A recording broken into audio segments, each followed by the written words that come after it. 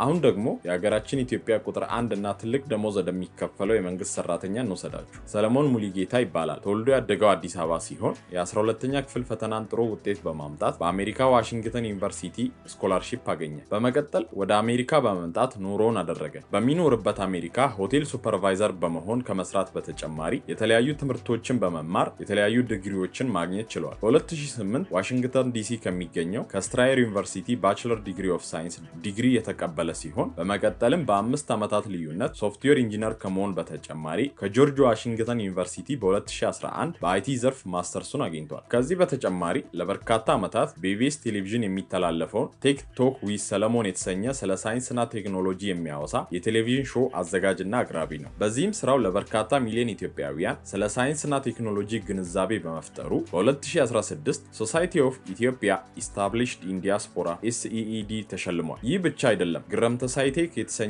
መጽሐፍ በአማርኛ አሳትሞ ለንባብም አብቅቷል። አሁን ደግሞ የጠቅላይ ሚኒስትሩ ዋና አማካሪ በመሆን ይህንን ስራውን በቋሚነት በመስራት ላይ ይገኛል። ሰለሞን በጠቅላይ ሚኒስትሩ ግብዣ መሰረት ከሚኖርበት አሜሪካ ሀገር ጠቅልሎ ወደ ኢትዮጵያ ከገባም ሰነባብቷል። ከዚህ በፊት በአሜሪካ ሀገር አንድ ከፍተኛ የአይቲ ተቋም ውስጥ ሲሰራ የነበረ ሲሆን እዛ የሚከፈለው ክፍያ ሳይቀንስ ሳይጨምር እንደሚከፈለው በጠቅላይ ሚኒስትሩ ቃል ከተገባለት በኋላ ነው ጠቅልሎ ወደ ኢትዮጵያ የገባው። በአሁን ሰዓት የሰለሞን ሙሉጌታ ደሞዝ በወር 1,300,000 ብር ሲሆን በአመት ደግሞ 15,600,000 ብር ገደማ ነው። አጃይብ ነው።